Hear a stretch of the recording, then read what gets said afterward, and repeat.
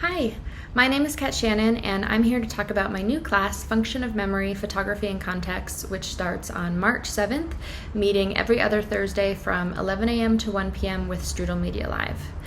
The class will examine photography's complicated and often messy relationship with memory, both as it relates to us on a personal level, but also as it relates to us in more complicated arenas, such as ideas of place, community, and all the other entanglements that come up with collective memory and consciousness.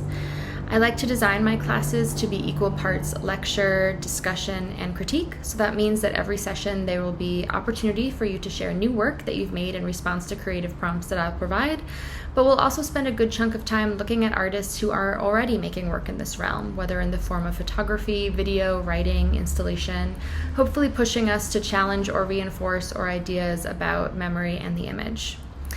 I always like to think of my classes as very fun and accessible, while also pushing us conceptually and creatively to make new work.